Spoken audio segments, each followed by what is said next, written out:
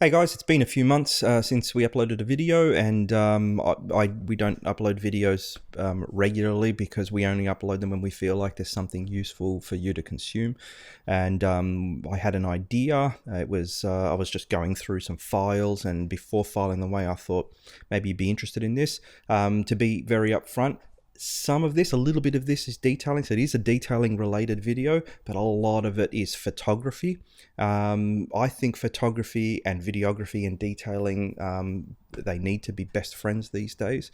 Detailers rely on, and for customers and end users, if you ever wonder why you see a detailer taking photos of your cars, it's very, very important for these kind of service providers to capture images of their work and show them to new potential customers.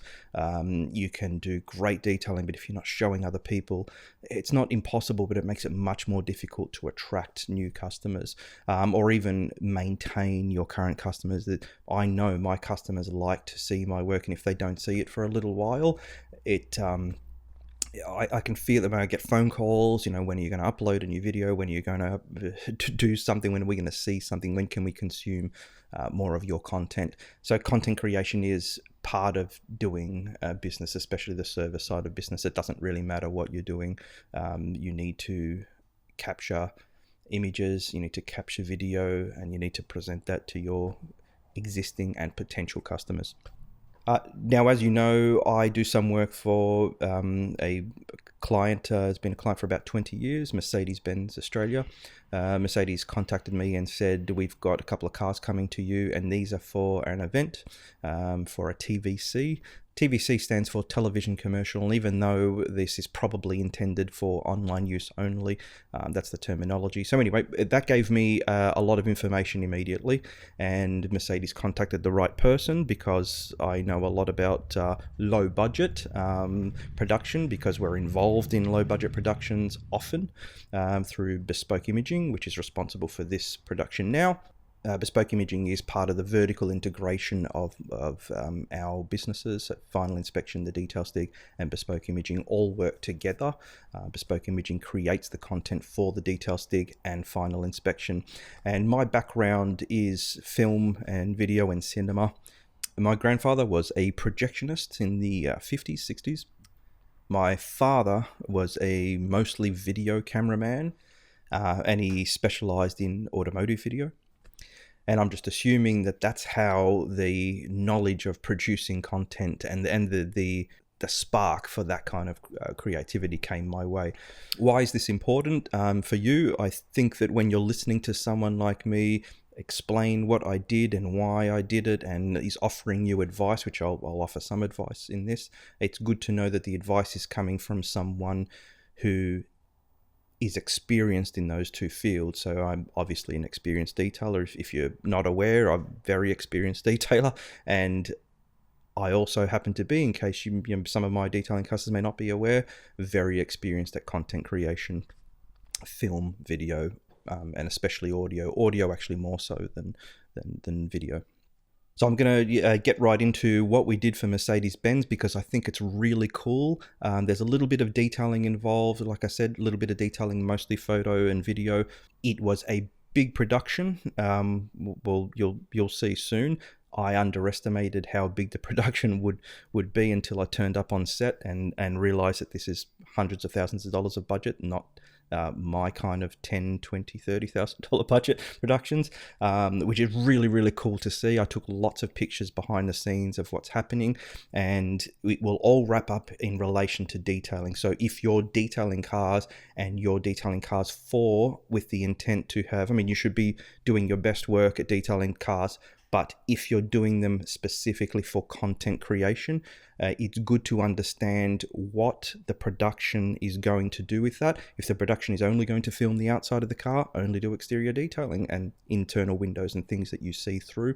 If the production is only going to be talking about the HMI or something like that, and it's only going to be interior shots, and you can get a shot list from the producer. They can give you, and they gave me only on the day after I had detailed the cars, but on the day They gave me a shot list, so I knew what was going to be filmed and when. Then you know what to attack and what to detail and what specific areas to do. And as we get into it and I show you the images, you'll see why that's so important to target specific areas. So Mercedes said you have to detail these cars for a TVC and didn't give me any more information, and that's fine. But knowing that they were for a TVC and having some kind of understanding of what they'd use it for, I knew exactly what to do, and we'll get into that now. So I hope you find all this interesting, and I hope you understand. Now you'll have an idea of what this video is about, and you can either exit, and I will put some chapters so you can skip through. Not that much of it's broken up, but anyway, let's get straight into it. So here's one of the vehicles. If I'm correct, it's a GLC 200. I could be wrong. If I'm wrong, I will put annotations up on screen. And a C200, I think, or something like that. These are vehicles that are base model, affordable Benzes. And I'm guessing this is what the TVC is about. They're going to showcase these new affordable products that they have. Now, they are new cars, so they do arrive in very, very good condition. But as you can see here, they're not perfect.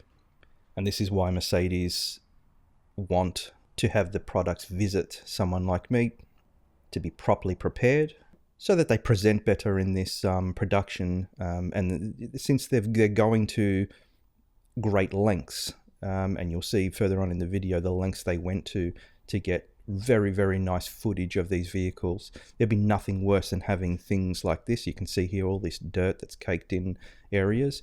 I'm not a fan. All manufacturers, not Mercedes, all manufacturers do these fake exhausts. It's a trim piece within the rear bar that resembles an exhaust tip.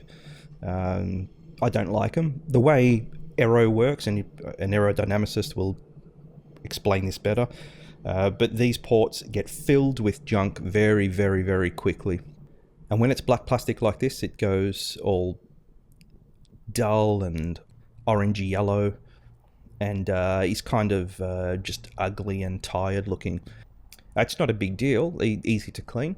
I find a lot of people don't clean them though, so every time I'm behind a car with LED headlights these days, you see everything, you see all of this is highlighted. What I've done is clean the plastic, and then I've applied FMJ, and FMJ makes it look shiny. This is shinier than it actually is. It actually is a matte finish. It's extremely low gloss. It's not tacky. This is not a cheap silicon dressing. This is designed to look like new plastic. I've also gone and polished this black glossy trim here that had a lot of scratches and marks. And I was just assuming on the off chance that this would be caught in the sun, or they would have some lighting, which they did, and you'll see that later on in the video, that may highlight the imperfections here. So I think that the back of the vehicle is very important. They'd probably be panning over the badge at the back, and I think the back would get some attention, and you would notice if it wasn't presented well. Also removed some of these marks in the acrylic rear taillights. Taillights are almost always acrylic. It's very, very soft, so they get marked very, very easily. However, because it's soft, it's very quick and easy for you to rectify the issues. In the front of the car, I actually had completed the vehicle, and then I was just doing some checks, and I saw it in the sun. This is not the sun, this is artificial light, but I noticed in the sun that beyond the grill, inside the grill, you had some plastic there that was also very, very, very dirty.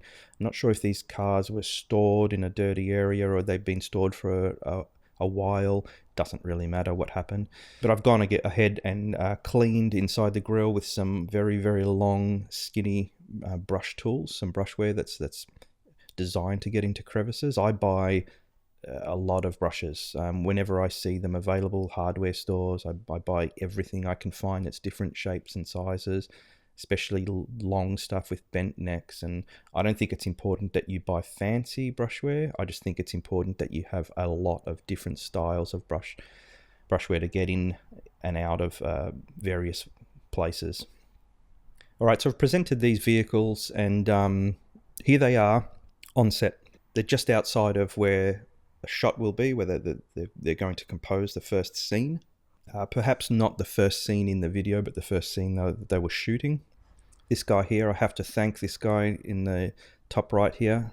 I've affectionately called him Jack Jack. He helps me a lot. Jack is a technician, came along with the vehicles to make sure that everything's smooth, that they run smooth, and you'll see that he actually does a lot of work. He's not there as a mechanic just to make sure that the cars are running smoothly, but there's a lot to do, and you'll see as we go through that he's involved significantly.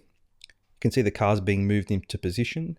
Now at this stage you've already got 2 or 3 people that have got in and out of the cars and moved them, and they've got boots stepping on the floor, and they're closing the doors, and there's fingerprints on them already. So by this stage, not a single second has been filmed. And I've already cleaned the car a few times, mostly removing fingerprints, cleaning glass.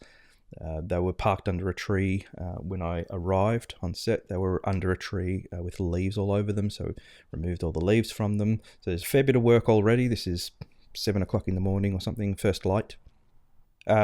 Production crew's doing its thing, and the set is starting to be populated with all their gear, and I'm starting to realize that this isn't it's at this point where I realize this isn't a small production. This is very, very serious. This is a producer here. You have a producer, a director, you have a DOP, you have a first AC, and I think I saw a second AC as well. That's a significant amount of production going on. Then I was walking back to my vehicle, which you can see on the left here, and I'd parked behind this trailer. I actually didn't notice this morning. I'm going to blame me not having my first coffee yet, and first light wasn't available. It was dark, but I had parked behind this rig. So you can see how significant the production is. These guys knew what they were doing and had all the cool toys. So the expectation from me was that these shots were going to be outrageous. I went and had a look at the cameras they were using, and they weren't cheap stuff. They're not what we use, which we use still hybrid cameras. From time to time, we'll rent stuff like a Blackmagic Ursa 12K. That would be the most that we'd spend. Now, if you know camera gear, these guys are using ARRI cameras. As soon as you see ARRI stuff, this is serious production. So again, just not that I would slack off, but this is telling me that I have to be on top of my game. These guys have obviously spent and are spending the time to light correctly, to position the cars correctly. There's hours and hours and hours into each scene, and there's hundreds of thousands of dollars of equipment here, and there's a bunch of people doing their job properly, and I've got to make sure I do mine. Here's a dolly they've put in. Dolly's got a crane on it. I'm nerding out on all this gear because I just love this stuff, and I would love to have a studio full of this equipment. And here's where it starts to get interesting for us. Jack has removed the seat, the technician from Mercedes. This is the passenger seat, so they could start to fit a camera inside the vehicle, capture some images of the vehicle rolling with a driver actually driving. They did have a professional driver. I think they referred to him as a stunt driver. Someone whose job is to safely move cars around on set. Here's some lighting going in the car. So a lot of people touching the cars constantly. Actual pieces, large pieces of the vehicle being removed, like seats. And this results in a lot of fingerprints everywhere. And they've got these high resolution video cameras inside the car with good lighting, and you're going to see those fingerprints on screens and on any glossy trim, which, as you'd know, in modern cars, there's tons of it. Here's some, I don't know what they're called actually, we call them glazier suction caps, and we use these often. I like the brand Seasucker. I've bought quite a few products from Seasucker Australia, and they've never failed me. They hold on very well. Unfortunately, what they do is put minor marks in the vehicles, and that's with our light equipment. These guys are rigging some really heavy stuff, and these suction caps here, they look just a little more rigid, a little more heavy duty. The suction is probably stronger. The marks weren't, they were significant marks and you could see them, but they came out by hand with a foam pad and some cap heavy, so not too bad. Here you can see the interior of the vehicle with an unfinished rig, so no camera on the top plate there. Beautiful, beautiful piece of equipment. It might look used and bashed up and ugly, but that is a really very, very nice tripod head. Here's one of the vehicles being moved into position. Here's a picture with the camera fully set up in the car there. They're rolling here. You've got either a DOP or I think he's a DOP in the rear seat, camera in the front. You've got people at the other end of the set looking at the feed being transmitted by this device that suctions to the windscreen. So again, a lot of people using these vehicles, and they've got to be fingerprint free. This is what they're actually filming. Here we got some of the production crew. This lady in the blue hat, loved her, scared of her, but simultaneously had heaps of respect for her. She did an amazing job keeping everything moving. Here's another scene on a different day. This is the very next day, I think the second day, about an hour after everyone arrived. I'd prep the cars again, new tie dressing, copious amounts of boost, which is our quick detailer, to remove all the fingerprints, all the dust collected. They hadn't been doing a lot of driving at speed, so there wasn't a lot of braking, so the wheels are very easy to clean, and I did them by hand, again with boost and a wheel cloth. Mercedes decided to have some other vehicles possibly in use on set in the background, and they turned up like this, which is in need of a wash, and I recommended that I drive them to the local car wash, the nearest car wash, and have them done there, and they didn't want to do that, so we had to dry wash a few vehicles like this. Day 2 was getting some rolling shots, and again, just to emphasize how big this production was, they had VicPol close down some streets in the city. I rode along with one of the police officers. I forgot his name. Lovely, lovely guy. And we drove through some iconic parts of Melbourne. You can see the camera car with the giant jib on it, capturing some rolling shots. This is how you do rolling shots properly, not the way we do it, which is to sit in the back of a Range Rover with the tailgate up illegally. I don't think it's unsafe, but it's definitely illegal. This is the legal and safe way of having rolling shots and ensuring that you have no other people in the shots. So the roads are cleared ahead of the vehicle. And we were in the trailing car, making sure that people didn't appear in the background of the shot. This is a new location, same day, day 2, new location in the city. A lot happening. There's just so much going on. Here I'm looking at the feed. This is what the camera sees. And this is important because I want to see what's in the shot. And there was always something that needed to be cleaned and wiped down.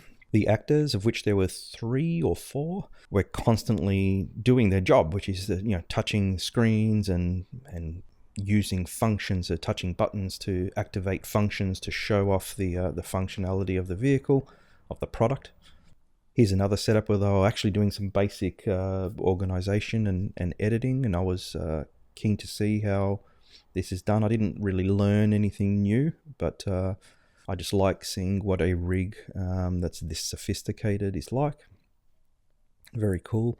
And I hope if you're in, like me, if you're into content creation and you're into film and videography, I hope you're enjoying these pictures. This is one of my favorite shots of a camera I'd love to own, and a lens I'd love to own, with all the ancillary equipment I'd love to own. Got a wide angle lens here, a 29mm and a T1.4, so fast transmission, a bright lens. I'm guessing they either need that speed or they'd like to take advantage of the depth of field of such a fast lens. Then another location for it was a rooftop parking lot. I got ahead of the crew, so the crew are somewhere else. I think they're still in the laneway filming. They were going to wrap up, so there was no more for me to do. So I went ahead to where the next scene was, had a look at the shot list and said, okay, it's going to be this scene on the rooftop. So I'll go and just check and make sure that C200 they're going to shoot is looking good. It needed very, very little work, but it had some fingerprints and someone had parked it here. So I got that ready. And then they went and used a fire hose to wet down all the concrete, and it splashed water all over it, so I had to do it all over again. Fun. I've set up tracks for this dolly with the crane with the jib on it. This I was confused about. I took this photo because I was a little bit confused. Why you'd have something like that. Didn't make me feel nice. And these are some still photos. So we're wrapping up. This is right at the end of the second day, the last day. And we're wrapping up now, and they're doing some still photography. There's a guy just off to the side here with a light. You can see the light, and he's putting the light underneath the car, very low angle, very bright light, and they're taking high resolution stills. I think this is a Canon 5. It's an old DSLR Canon of 5D. It's probably 40-50 megapixel, capable of it's tethered to a computer. You can see his cable, or maybe it's a 1D. No, it's their flagship, so it's a 1DX or something like that. It's kind of an old camera, but still capable of capturing enough information to show any issues on the surface. And sure, these guys would absolutely be capable of removing all that in post. But since I'm on set being paid to present the product, in this case a vehicle, I made sure that they didn't have to do anywhere near or possibly none of that by first detailing the vehicle in the workshop and putting a coating on it so that it made it easy for me to re-detail it in the field. So that's it. I hope you enjoyed that. It explains why detailing is important for content creation, why you would spend time in a workshop detailing a vehicle and then go out in the field. Both are important. There's no point detailing it in the workshop, then you send it out and you've got a production crew who aren't detailers, who don't know what they're doing. They can wipe, anyone can wipe fingerprints off surfaces, but it is better to have a detailer there. And you need the detailer to have detailed the car in the workshop first, so he's able to do it in the field quickly. They don't want to wait for me. And there were a couple of times where director said, hey, we're ready to shoot, out. That's what she said. She said, get out of the scene, which is fine. She wasn't rude. She just said, get out of the scene. We've got to film now. And it has to be done quickly. You have to constantly attend to that product to make sure that it presents well, but you've got to be able to do it really quickly. And having done that in the workshop prior, having coatings on everything so that everything wipes clean quickly, having efficient products and processes, so being a good detailer and using good products helps as well. And this is hopefully a really good way to have you understand part of my job when we do event photography.